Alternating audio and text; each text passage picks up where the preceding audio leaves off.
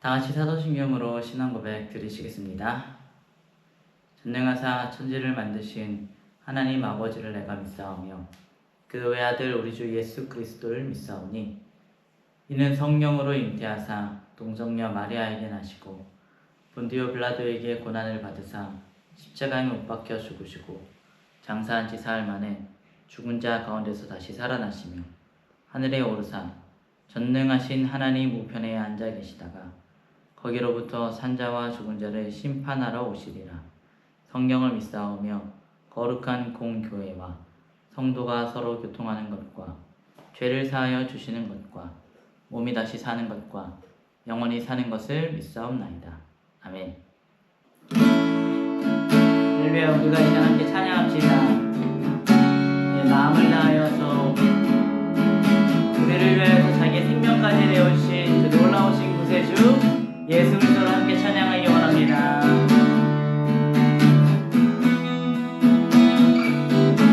모든 능력과 모든 권세 모든 것 위에 뛰어나신 주님 세상이 증량할 수 없는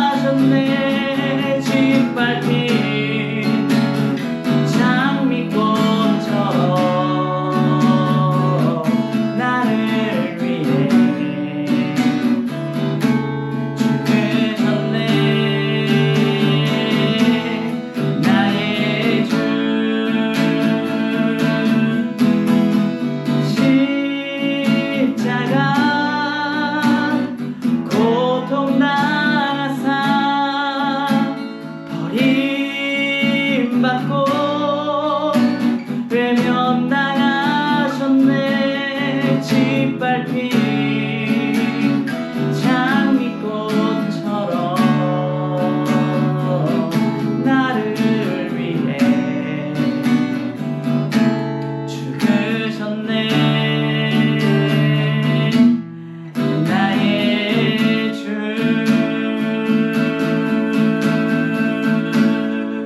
아멘. 지금 찬양합니다. 할렐루야. 우리 함께 예배하며 은혜입니다. 이제 본격적으로 여름이 시작돼서 많이 더우시죠? 이곳 오스트리아도 얼마 전까지만 해도 선선한 날씨였는데 갑자기 막 엄청 더워지더라고요.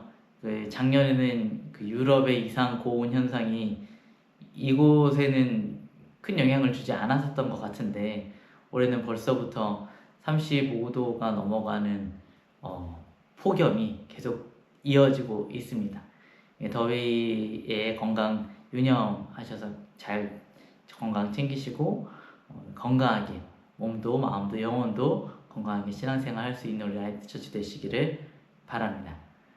지난주에는 우리 요한복음 17장을 통해서 예수님께서 대제사장적인 중보의 기도를 하시는 것을 우리가 함께 살펴보았습니다. 그 기도의 주제는 무엇이었냐면 예수님과 우리가 하나님 안에서 하나님과 예수님 안에 있는 그 아름다운 교제 가운데 들어가는 그 영원한 사귐이 주제였습니다. 예수 그리스도의 십자가를 통해서 우리가 영원한 생명, 영생을 누리는 것, 그래서 주님과 영원한 교제 가운데 우리가 거할 수 있게 되는 것, 그것을 위해서 예수님께서 우리들을 위해서 기도해 주셨는데, 근데 정말 그 영원한 사귐이 진짜 가능한 것이냐? 우리에게 그러한 믿음과 확신이 있습니까? 오늘 요한복음 18장 1절에서 27절 말씀을 같이 살펴볼 텐데요. 그 말씀을 통해서 우리가 다시 한번 그 영원한 생명에 대해서 생각해 보았으면 좋겠습니다. 오늘 설교의 제목은 영원한 사귐입니다. 그냥 똑같은 제목이 아니라 물음표가 붙어 있습니다. 17장에 예수님께서 정말 아름다운 기도를 하시잖아요. 저들도 우리와 하나가 되게 하시고 우리 안에 있게 하여 주옵소서 예수님께서 기도를 하셨는데 그 기도가 끝나자마자 18장에서 어떠한 내용이 나오냐면 유다가 등장을 해서 예수님을 잡아가는 장면이 나옵니다. 정말 그 영원한 사귐이 우리의 삶에 실제 우리의 삶에 가능한 것인지 물음표가 생기게 되는 부분이죠. 말씀을 보도록 하겠습니다. 요한복음 18장 1절에서 3절 말씀입니다. 예수께서 이 말씀을 하시고 제자들과 함께 기드론 시내 건너편으로 나가시니 그곳에 동산이 있는데 제자들과 함께 들어가시니라. 그곳은 가끔 예수께서 제자들과 모이시는 곳이므로 예수를 파는 유다도 그곳을 알더라. 유다가 군대와 대제사장들과 바리새인들에게서 얻은 아랫사람들을 데리고 등과 횃불과 무기를 가지고 그리로 오는지라. 이제 예수님께서 기도를 마치시고 기드론 시내라는 곳으로 건너가십니다. 이 대부분의 성경은요, 사실 이렇게 하고 싶은 내용, 들어가야 되는 내용들이 참 많은데 분량은 제한되어 있기 때문에 함축적인 내용들이 많이 담겨져 있습니다. 그래서 지명, 숫자, 이름 이런 것들에 의미가 담겨져 있는 경우들이 많이 있습니다. 심지어 어떤 조사나 접속사에도 우리가 유의 깊게 살펴보면 그 안에 의미가 담겨져 있을 때가 많이 있습니다. 지금 등장하는 이 기드론이라는 지명도 그런 의미가 있어요. 기드론은요, 다윗이 압살롬에게 배신을 당해서 피난하면서 건너갔었던 곳이 기드론 시내였습니다. 예수님께서도 배신당한 왕이 건너갔었던 그 시내를 예수님께서도 건너가시고 계신 것입니다. 그런데 다윗과 예수님의 차이도 있죠. 다윗은요, 배신을 당해서 도망가는 길이었다라면 예수님께서는 배신을 당하셨지만 당당하게 그 앞으로 나아가고 계신 것입니다. 기드론 시내 건너편 동산은 예수님과 제자들 사이에 추억이 있는 장소였어요. 그곳에서 자주 모여서 대화도 나누고 또 교제도 하고 가르침도 받고 그랬던 장소였는데, 이제 유다가 그 장소를, 그 추억이 담겨져 있는 장소를 이용해서 예수님을 배반하려고 했었던 것이죠. 예수님의 마음이 많이 아프셨을 것 같습니다. 유다가 그냥 혼자 온 게 아니고 또 군대와 대제사장들과 바리새인들의 권속을 데리고 기세등등하게 예수님 앞에 섭니다. 어두운 저녁이라서 등과 횃불을 가지고 또 무기까지 가지고 얼마나 내가 이렇게 힘을 가지고 너를 잡으러 왔어, 이렇게 예수님 앞으로 나와왔을까요? 근데 참 아이러니한 것은 빛 대신 예수님을 잡으러 오면서, 이 빛 대신 예수님을 만나러 오면서 그 어두움을 해결하지 못해서 횃불을 들고 왔다는 것도 우리가 참 생각해 봐야 될 것 같습니다. 우리가 의지하고 있는 빛이 잠깐의 어둠, 아주 작은 것만을 밝혀줄 수 있을 뿐인 빛이라는 것을 우리가 또 생각해 볼 수 있을 것 같습니다. 근데 예수님께서는 이렇게 기세등등하게 나타난 유다 앞에요, 전혀 당황하지를 않으십니다. 이미 예수님께서는 유다가 배신할 것도 사람들을 데리고 올 것도 아셨기 때문에 그런 모습을 보시고도 담담하게 또 권위 있게 말씀을 하십니다. 요한복음 18장 4절에서 8절 말씀입니다. 예수께서 그 당할 일을 다 아시고 나아가 이르시되 너희가 누구를 찾느냐? 대답하되 나사렛 예수라 하거늘 이르시되 내가 그니라 하시니라. 그를 파는 유다도 그들과 함께 섰더라. 예수께서 그들에게 내가 그니라 하실 때에 그들이 물러가서 땅에 엎드러지는지라. 이에 다시 누구를 찾느냐고 물으신대 그들이 말하되 나사렛 예수라 하거늘 예수께서 대답하시되 너희에게 내가 그니라 하였으니 나를 찾거든 이 사람들이 가는 것을 용납하라 하시니. 누구를 찾냐라고 예수님께서 물어보십니다. 숨지 않으시고. 그러자 사람들이 나사렛 예수를 찾는다 라고 대답을 하니까 예수님께서 내가 그다, 에고에이미, 내가 그다 라고 당당하게 말씀을 하십니다. 그때 놀라운 일이 좀 발생을 하는데요. 저는 이 장면을 처음 딱 마음 캐치해냈을 때 정말 이런 일이 있었구나 좀 놀랐습니다. 말이 좀 이상하긴 하지만 예수님께서 얼마나 권위 있게 잡혀가시는지를 좀 보여주는 장면인 것 같아요. 예수님의 십자가가 정말 예수님께서 어쩔 수 없이 끌려가시는 것이 아니라 정말 예수님의 선택이었고 예수님께서 하나님 아버지를 향한 전적인 순종이었지 사람들의 어떤 강압이나 어떤 능력의 힘에 굴복하시는 것이 아니다 라는 것을 보여주는 장면인 것 같아요. 예수님께서는 나다 하니까 다 엎드려져 버립니다. 예수님께서 능력이 없으셔서 잡히신 것이 아니라 예수님께서 원하시면 누구도 예수님을 잡아갈 수 없었지만 예수님이 스스로 자신을 내어주셨다라는 것을 보여주는 장면이죠. 왜일까요? 예수님께서 기도하셨던 요한복음 17장에서 기도하셨던 그 영원한 사귐을 가능하게 하시기 위해서 예수님께서 스스로 자기를 내어주신 것입니다. 우리의 연약함은 예수님께서 원하시는 그 영원한 사귐에서 자꾸만 벗어나려고만 합니다. 그런데 예수님이 그런 우리들을 붙들고 계신 것이죠. 그런 예수님의 마음을 제자들을 생각하시는 그런 부분에서 다시 드러나시는데 이렇게 예수님 말씀하시잖아요. 나를 찾거든 이 사람들은 가게 해라, 가는 것을 용납하라 라고 말씀을 하십니다. 예수님은 자기는 이제 잡혀갈 텐데 자기를 생각하기보다 이제 남게 될 제자들을 걱정하고 계시는 것입니다. 제자들은 아마 착각하고 있었을 것입니다. 우리가 예수님 지켜드려야 돼. 누가 와도 예수님 잡아갈 수 없도록 우리가 보호해드려야 돼. 그러나 제자들이 예수님을 지키는 것이 아니라 예수님께서 제자들을 지키고 계셨던 것이죠. 영원한 사귐은 우리의 어떤 헌신이나 우리의 충성으로 이루어지는 것이 아닙니다. 영원한 사귐은 전적으로 예수님의 희생과 예수님의 신실하심으로 유지되는 것입니다. 그러나 베드로는 그걸 아직도 이해하지 못했어요. 그래서 칼을 빼들고 말고의 길을 베어내죠. 요한복음 18장 10절에서 11절 말씀입니다.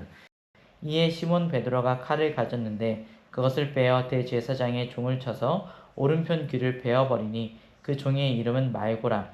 예수께서 베드로더러 이르시되 칼을 칼집에 꽂으라. 아버지께서 주신 잔을 내가 마시지 아니하겠느냐 하시니라. 베드로는 예수님을 지키겠다라는 마음으로 칼을 빼들었어요. 일전에 이야기했었던 내가 죽더라도 예수님을 따라가겠습니다. 이런 어떤 마음이 아직 그의 안에 있었던 것이죠.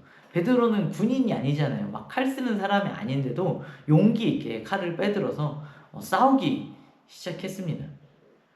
그렇지만 예수님께서는 칼 집어넣어. 야, 지금 너 오버하지 마. 칼 집어넣어. 이렇게 말씀을 하고 계십니다. 예수님께서 원하시는 그 영원한 사귐은요, 칼로 이룰 수 있는 것이 아니기 때문입니다. 그것은 십자가를 통해서만 이룰 수 있는 것입니다. 칼로는 고작해야 사람의 귀를 잘라낼 뿐입니다.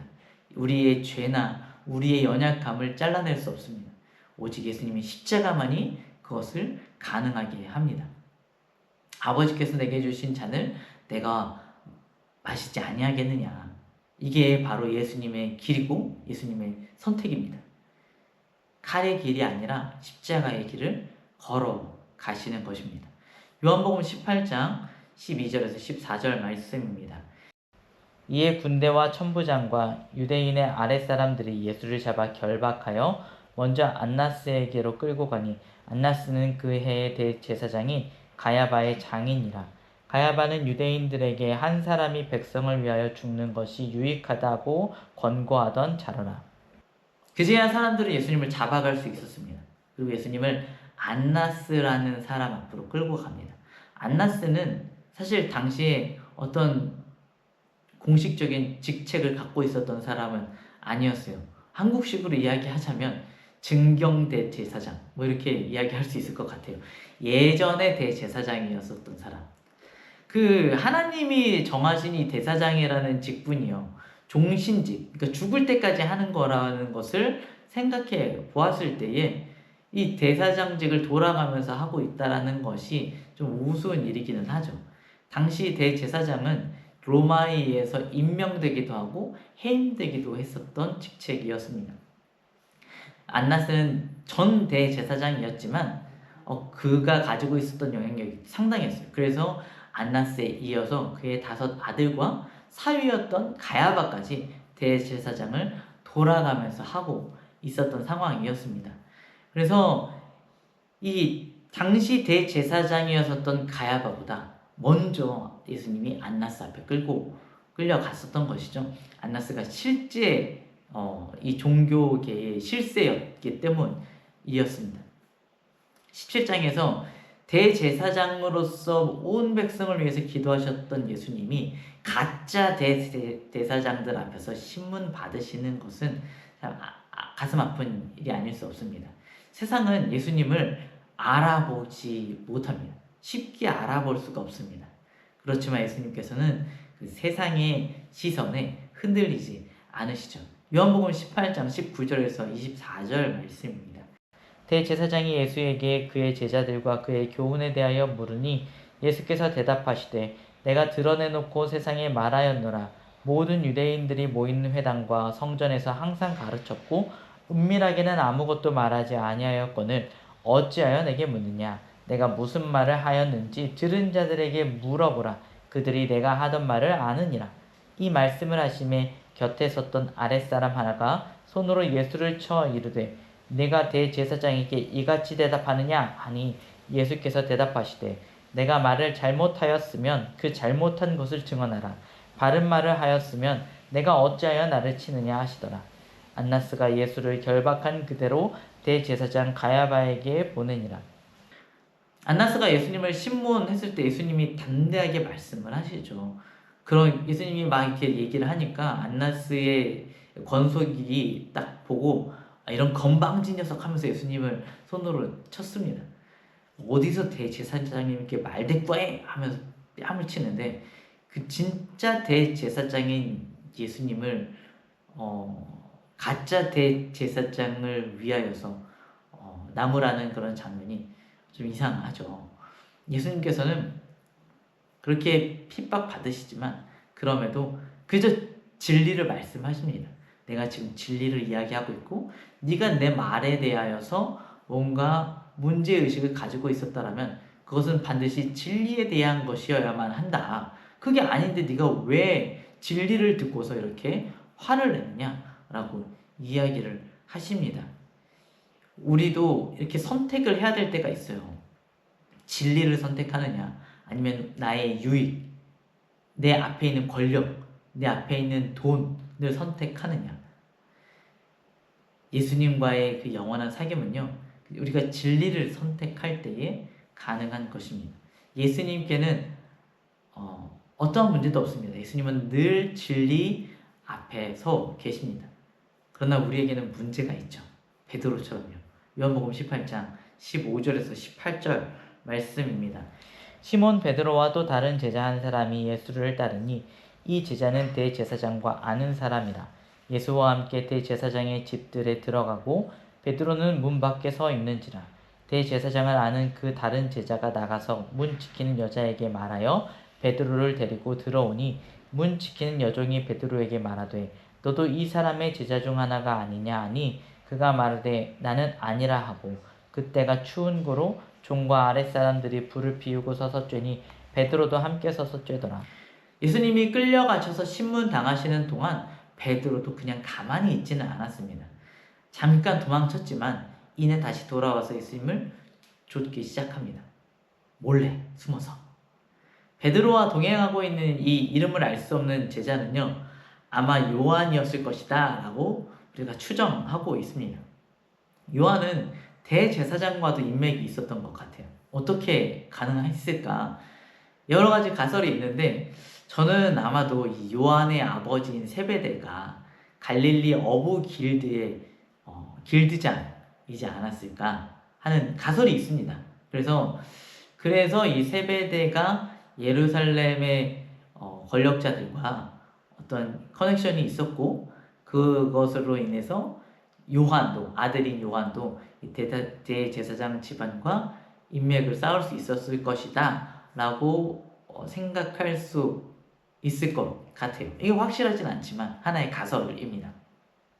아무튼 베드로는 요한의 도움으로 이 이름을 알 수 없는 이 제자의 도움으로 안나스의 집으로 들어가게 됩니다.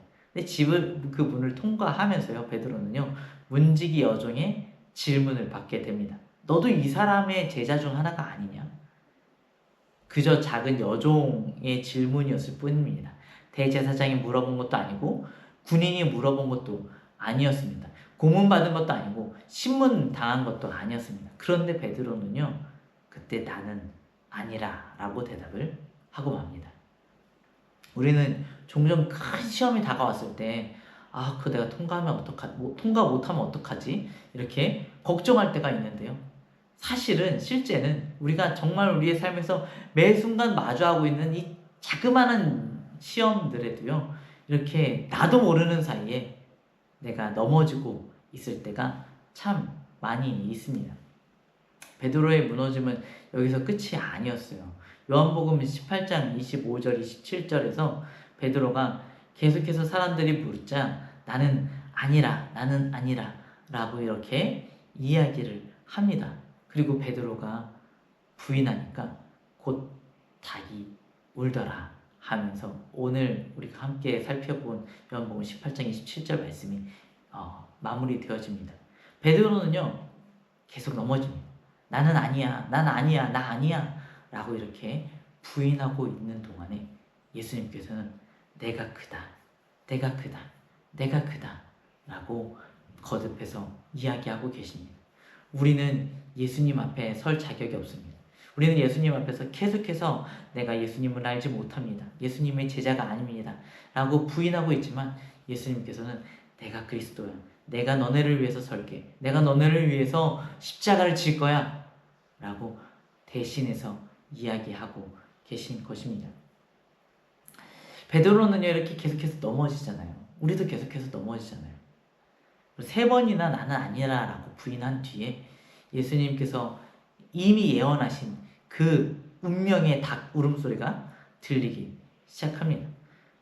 다른 공간 복음서에서는요, 베드로가 이 닭 울음소리를 듣고 나서 울었다라고 기록을 합니다.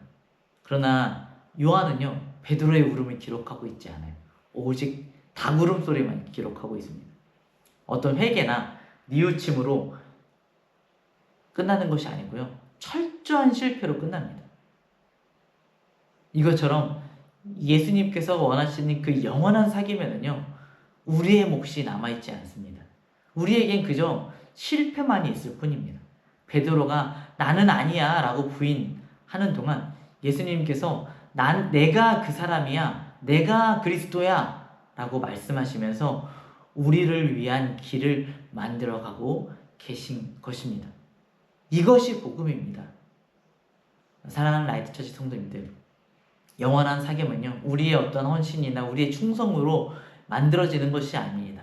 오직 예수님께서 우리를 위해서 대신 서심으로, 예수님께서 우리를 대신하여 십자가를 지심으로 만들어 가신 것입니다. 베드로는 실패했고요, 우리도 실패하고 있습니다. 그렇지만 예수님은 절대로 실패하지 않으십니다. 그래서 영원한 사귐이 가능한 것입니다.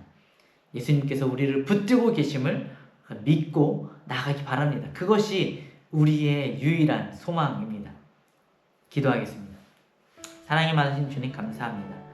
우리가 매일 순간 넘어지고 쓰러지지만 예수님 앞에서 내가 온전한 제자가 아닙니다, 내가 예수님을 따라가지 못합니다 라고 예수님을 부인하고 있지만, 예수님께서 그럼에도 내가 너네를 사랑하고 내가 너네를 위해서 십자가를 지겠다라고 오늘도 우리를 위해서 십자가를 지고 계시기에 우리가 예수님 앞에 설 수 있습니다. 아버지 하나님, 우리가 기억하게 하여 주옵소서. 그것을 감사할 수 있는 마음을 부어주시옵소서. 성령 안에서 지금도 나를 위하여서 십자가를 지고 계시는 예수 그리스도를 바라볼 수 있는 은혜를 허락하여 주시옵소서. 매번 넘어지지만 하나님, 이제는 넘어지고 싶지 않습니다. 예수님 앞에서 당당히 서기 원합니다. 예수님, 우리에게 힘을 주시고 다시 한번 일어나 예수 그리스도를 나의 구주라 고백할 수 있는, 세상의 시험과 문제와 도전 앞에서도 예수님 나의 구주이십니다 라고 이야기할 수 있는 우리 모두가 되게 하여 주시옵소서. 감사드리며 살아계신 예수 그리스도 이름으로 기도드렸습니다. 아멘. 주기도문 하시겠습니다. 하늘에 계신 우리 아버지여, 이름이 거룩히 여김을 받으시오며 나라가 임하시오며 뜻이 하늘에서 이루어진 것 같이 땅에서도 이루어지리다. 오늘 우리에게 일용할 양식을 주시옵고 우리가 우리에게 죄 지은 자를 사하여 준 것 같이 우리의 죄를 사하여 주시옵고 우리를 시험에 들게 하지 마시옵고 다만 악에서 구하시옵소서. 나라와 권세와 영광이 아버지께 영원히 있사옵나이다. 아멘. 오늘의 기도 제목입니다. 매번 넘어지는 나의 연약함을 주님께 내려놓읍시다. 실패했다고 포기하지 말고 끝까지 예수님을 의지하며 나아갑시다. 예수님을 향한 내 열심이 아니라 나를 향한 예수님의 열심을 바라보고 감사의 기도를 드립시다. 기도하겠습니다.